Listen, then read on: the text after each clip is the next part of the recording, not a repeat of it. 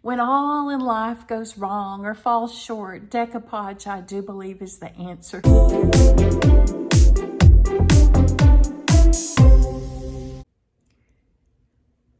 Hi, this is Melony. Molly's not here. She's at work, but I told y'all I was going to try to get better about just coming on myself. If she's not here, then I would try to come on and do a video because I do enjoy it. I enjoy our interactions and visiting and talking about subjects. I loved your comments on the Soul Train.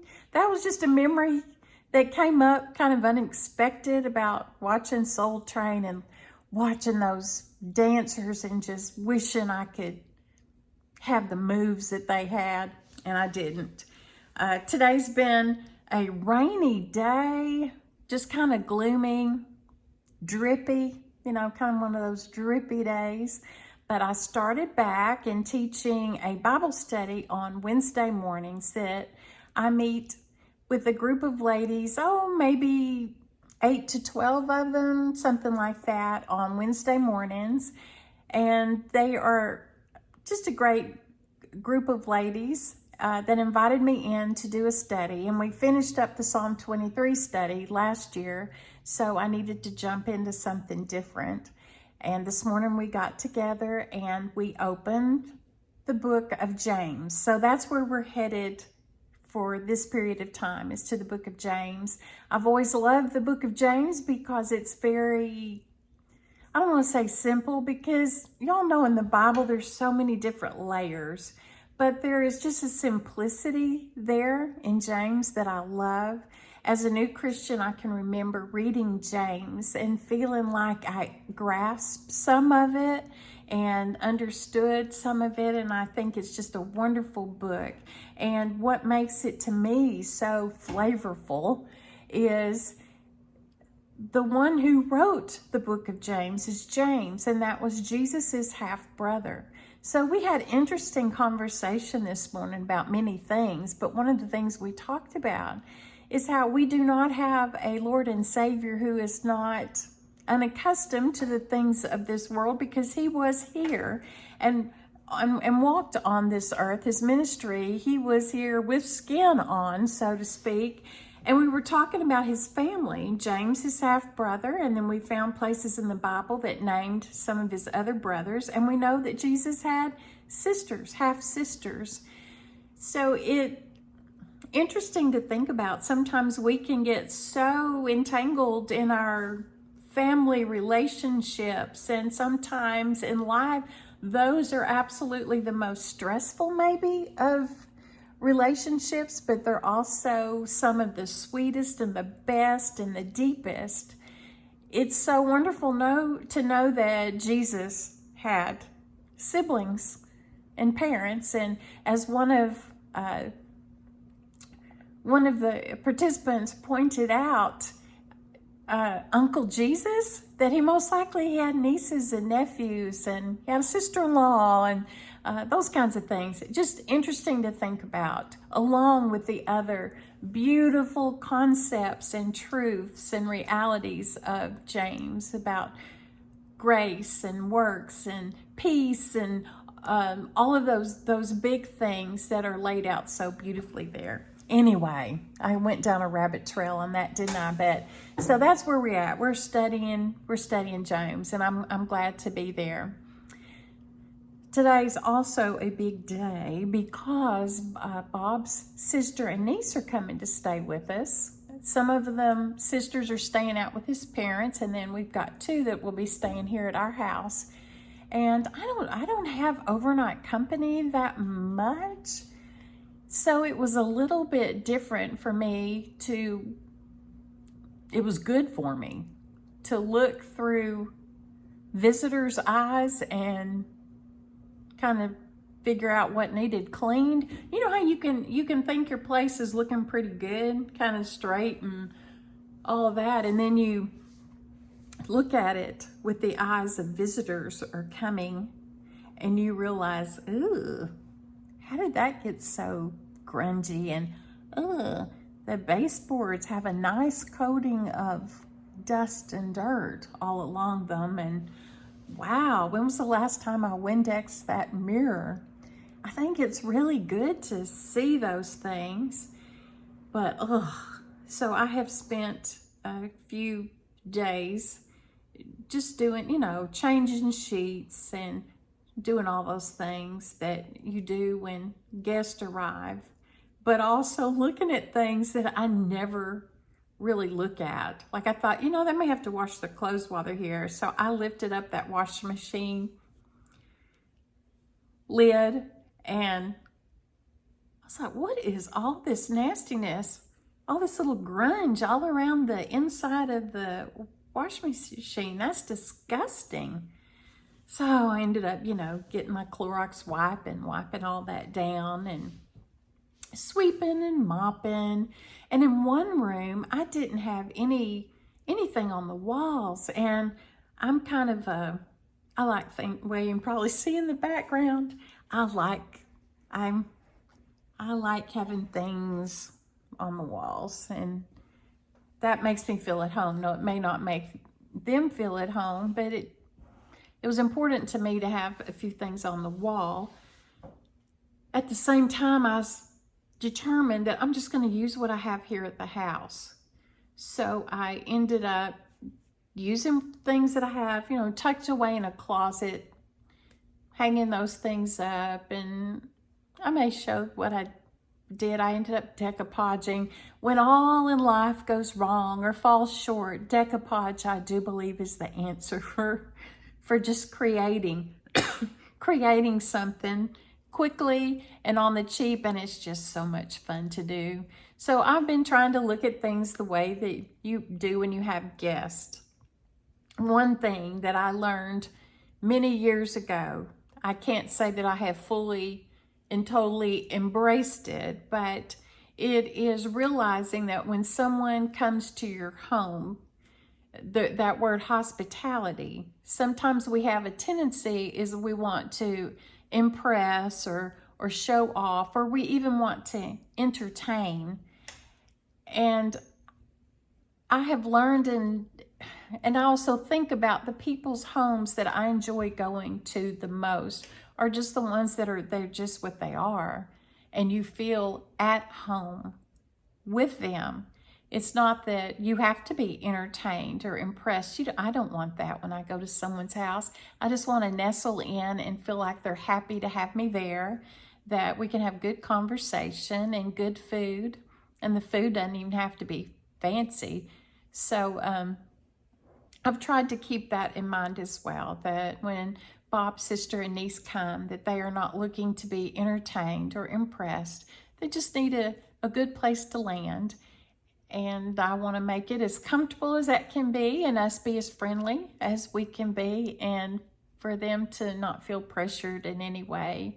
They're going to have to do some leaving here to go visit the parents, that kind of things. Just, it seems like my pawpaw had a sign on his, or maybe it was just one of his sayings. What was it? It was, make yourself at home, and if you can't, you ought to be. Get it? Make yourself at home, and if you can't, you ought to be. He just wanted you to know that his home was your home. If you needed to get in the fridge, if you needed to go take a nap, make yourself at home here. He was welcoming you to do that. And if you can't make yourself at home here, then you need to be at home. Was that a nice thing to say? It seemed like a good saying at the time. It was very sweet. He just always wanted us grandkids to know that his place was our place. And I always just loved being there. Just a little rock cabin in the woods. It was always very simple food, very simple surroundings. When I look at that little place, I don't even know how we all fit in. Do y'all do that when you would go to your grandparents' house, and my mama would say, I'm going to have to just hang you on a nail. And there weren't bedrooms and guest bedrooms. We all just made pallets. We laid down wherever we could. We had big pots of something good that we ate. She usually made a cake. We usually played Scrabble. And it's just some of the sweetest memories that I have. So do y'all have that? Do you think in your mind of where that place is where you felt so at home or so comfortable? Someone that was able to practice hospitality. They didn't try to impress you. They didn't try to entertain you 24 hours a day. They just wanted you to be at home, and they were offering their home as a place for you to be comfortable. And that's how I want to be. And sometimes I have to kind of struggle and fight with that and get to the truth of how things should be. So that's what's going to be going on here for the next little bit. I feel good that I've got all that taken care of. I don't really have the food taken care of, but we can play that by ear. Tell you what I'm up to besides Bible studies. Right now I'm reading a book, Harvest of Gold, and it's by Tessa Afshar. I'm kind of strange. When I get going on a book, I find an author I like, then I think I need to read everything they've ever written. And Tessa Afshar, I do believe, is an excellent historical fiction writer. And what I love is that she writes during biblical times, and she even interweaves biblical characters into it. I've never seen anything that's just blatantly out there. Ugh, that was terrible. She brings it all together in a really lovely way, an interesting way, an entertaining way. But I have to say on this one, I don't know if it's me or Tessa. I'm just having a hard time just kind of getting nestled down into the book and getting comfortable there and making it my own. I keep coming back and I'll read a few pages and then I come back. And then I got to thinking, you know, every author, every book they put out isn't necessarily a page turner. Probably some are a little bit more reserved, a little bit more laid back. So I don't want to blame it on her. It could be me. I just hadn't got completely wrapped up into it yet. The other thing that I am still doing that I still highly recommend, and that's the Bible recap. Y'all see where I'm at. I'm getting there, y'all. It's been slow but sure. There's some days where I just do a passage and I hold there for a bit and think about it and learn more about it. And then there's some that I just have breezed on through. But I am on day 308. And I really have. I've thoroughly enjoyed it. It's not the only thing I've been reading. I've had other Bible studies to do in the meantime. But I try my best every day. But I don't. There's some days I don't. So I'm just going to say that. You can get yourself involved in some kind of Bible study program or Bible reading program and get so dogmatic about having to do it that sometimes you can just find yourself, I used to just find yourself reading it, blah, blah, blah, blah, blah, blah, blah, blah, blah. I didn't understand a thing that I read, and for some reason thought I would be getting brownie points with the Lord just because I covered the material, and that's not the point of it. I want to read God's word, and I want to see God and know God more through his word. And so I have lingered. I've lingered in places, and I have a lot of question marks still. Aren't y'all that way if you're a Christian for any time? It's almost like the more I know, the more I realize that I don't know. So in the next week, I think maybe next week, I'll start teaching Ephesians at church, which is, to me, kind of deep. I still feel very inadequate, but that's not bad, because when you feel weak, well, we know that that's when he shines the best. So I'm studying Ephesians and getting ready to jump into it. So that is what is going on here. And we also, it looks like we have started the building process. I'm fully expecting that to be a slow thing. I'm expecting many things to go wrong or to be unexpected from everyone that I hear that has talked about building. That's just the way it is. So I want to keep that in mind and not get all stressed out about that. I would like to dream about the fact that maybe next year at this time I could be in my home and we could be out of this duplex, which has been fine. It is just a money drainer. Oh my goodness. We had to get it when the housing market was so weird. It was hard to find a rental, and it is for us, it is a lot of money. And we'll save a lot of money when we get into our own house. So I am very much looking forward to that. One of the things that I have done is I just decided that, well, you know, I had an estate sale business and I retired from that. Helped with grandmother, was more available if she needed me. Daisy, my youngest, had graduated from college. I did not feel such pressure to have money available if she needed it. She did so good with working. She worked at Cracker Barrel all the way through her 4 years there at college and graduated from A&M. She's got a good job here in town now. And so, you know, life changed and I left that business behind. But there's something about having your own little stream of income. And it's not that Bob is heavy-handed with the money. It's not like I have to answer to him for every dime. He is generous. He's wonderful. His paycheck goes in. He's one of those husbands that's just like, would you pay the bills? And as long as he's got some gas money and a few dollars here and there, he's not one that's overly controlling of the money at all. So when I say this, it has nothing to do really with Bob or his attitude, but there's just something in me that would like to be productive.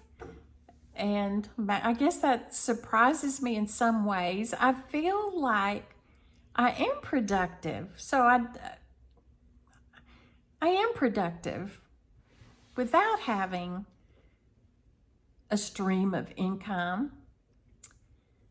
So I don't know what exactly that is. What about y'all that have retired? And is there anything in you that just a little I always called it, I have a little entrepreneurial in me.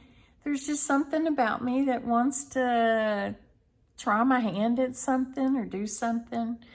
So years ago, and I'm talking years ago, back in 1997 probably, eBay was a fairly new thing, and we were in the process of adopting Sam from the foster care system, and I got into selling things on eBay. And then when we decided that we had a daughter in China and that we needed to make way to get her, and we were country bumpkins that never been overseas. But anyway, that's a whole nother story. But that was a way that we could earn money and help pay for the adoption and the travel and the expenses was eBay.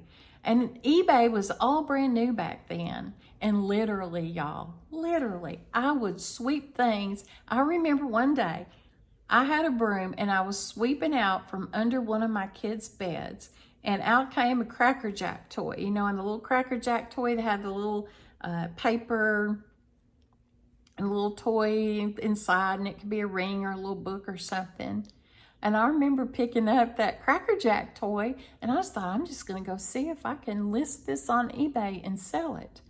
Well, I did, and in a few minutes, I'd made $3 for that thing that I'd swept out from under the bed, and then they paid shipping. So I just felt like this is the greatest thing since sliced bread. So I sold everything in the house that wasn't nailed down, that we didn't have to have, and the kids would bring me stuff, you know, sell this, Mama, sell this, and I did. And I can remember even Molly bringing me her American Girl dolls, and she had the sweetest note, and I kept it. And it was like, Mama, please sell these for my little sister, because she's a real human being with a heart and soul. And my American Girl dolls, I've loved them, but they're not real. And so I just remember that being such a sweet thing. Anyway, so I eBayed. And sometimes I'd tell Daisy she was an eBaby. But the years have passed, and my relationship with eBay has been practically non-existent unless I was the one buying something off of eBay, which honestly doesn't happen that much. But I got a bee in my bonnet. I thought, we're building this house, and there are things that I would like to buy, and I don't want every time we eat out to be thinking, goodness, that could have paid for a light fixture or a faucet or something. And then I just like having a little income streaming in. So I decided I'd give it a try and do it again. So I think I have maybe 70 things listed. It has taken tooth and nail. I have just grimaced the whole way, all the things that are different you have to do, and pictures and this and that, and figuring out shipping. It's been quite the new experience for me, even though I have been around eBay all this time. So I finally have about 70 things listed. Well, you don't just put out things and now they're just sold like that. And listening to some of these people that do eBay, they have things they've had listed for 5 years and they finally sell. And I wasn't wanting to go out and spend a bunch of money to find things to sell. So what was the point of this whole story? I know it. It was funny to me. I hope it's funny to you and not too risque. But here's the story.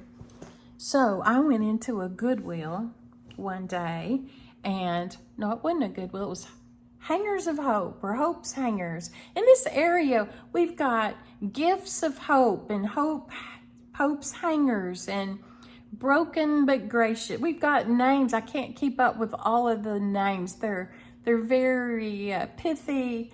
Well, I don't know if they're that pithy, or I might remember them. Anyway, I went into a place, and I think it was called Hangers of Hope.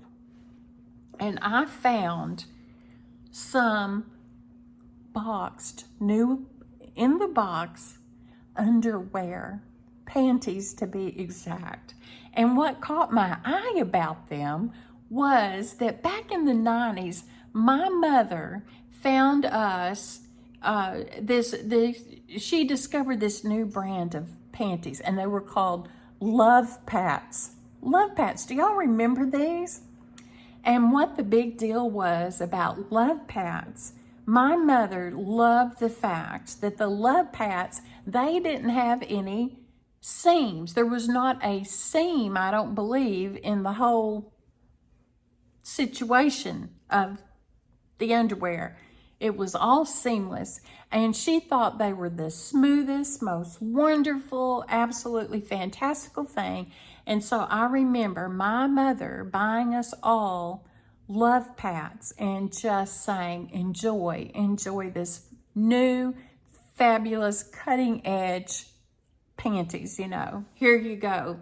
So when I spied that box at the Hangers of Hope, I was like all over it. There is a vintage, new in the box Lovepats, and to my shock and surprise and delight, there ended up being 4 boxes, each containing 3 pair. So in total, 4 times 3 is 12. I got 12 pair, but I have 4 boxes, and I'm going to see if Molly will insert a picture right here to show you the Lovepats. They were 99 cents a box. In the box, still taped up, never removed, brand new. I was very happy about this, and I just drove myself home with my Lovepats, and I got on eBay, and I took pictures of the underwear and put them on eBay, and I had to do a little research about how much these, how much to ask for them, and I figured, maybe $5 I could make back a little bit of money. Well, no, those things were crazy high, to me crazy high. They were all over the place, from like $15 for new in the box to like $35. And there were certain years that seemed to get better money. I don't know. And to tell y'all the truth, I did not want to dip my toe too deep into the underwear world on eBay. I was just thinking the things could not be exactly nice. I'm sorry that I'm having to talk to y'all about this. It could take you to a place in your mind you shouldn't go. But I just thought to myself, I am not getting too deep into panty land on eBay. So I thought, I'm taking these pictures, and I put up the 4 boxes, and friends, those things sold for $20 a box, and then they paid the shipping. So I paid 99 cents. They sold for $20 a box, and they paid the shipping. So I was like, this is great. This is great. So that's my income stream that I have coming in. And then a few other things coming in that I bought that I was surprised that it sells. So anyway, I hope I didn't offend you any with all that underwear talk, but I just kind of thought that was funny, that's what, 20 times increasing your money from 99 cents to $20. That's not bad. But of course, it won't be that way for all other things. Anyway, that's what's been going on here. So I bought things to sell on eBay, and you can go overboard. You can just end up with all kinds of stuff. And so I have decided this is the place I have that can contain my eBay stuff. I have to list it and get it put up there before I go out and start looking for other bargains. So that's what I've done. I've told myself, you've got to be disciplined in doing this. So I love thrifting. I love it. And if y'all would want to, sometimes I could show you what I found, and we could just laugh about some of it, because I think some of it's pretty funny. What's kind of a hot item? Not a hot item, because I won't be doing high dollar stuff. If I can't find it for, $8 or under, I'm probably not going to get it. But it's just interesting to me. It may not be interesting to you. I don't know. So I know that we started off doing makeup and hair and all that kind of stuff. And I don't know. I just ended up liking visiting and talking with y'all. So that is our convo for today. And Molly will be so proud of me if I get this to her, and she'll edit and we'll get it up to you. So the things that I would love to hear about from you, I think would be encouraging to me. I want to hear about your hospitality, how you feel about having people in your home, and how you've used that, if you have used that as an opportunity to show the love of Jesus, as having people in your home. It's been one of those things through my years I've struggled with. When I thought the house isn't nice enough, this isn't a great enough place, all of that. I'd love to hear about that. What are y'all reading? Are y'all reading something good? Are you in your Bible in a certain place? I would love to hear that and how that's going. A lot of times at the beginning of the new year, we're all gung-ho. It gets sometimes harder the further we get in the year. But I would love to hear how that's going for you. And if you know about Lovepats, that would be fun to hear about. It's fun to remember my mother and how excited she got to have found the seamless underwear, seamless panties. It was a big deal. And all my sisters remember it. So that was a good memory. Well, I hope y'all have a good week. And I'm so glad you're here. I'd love it if you would subscribe to our channel. If you like the video, that's totally up to you though. But it's been good. spending time with you. And we'll see you next time, okay? Bye.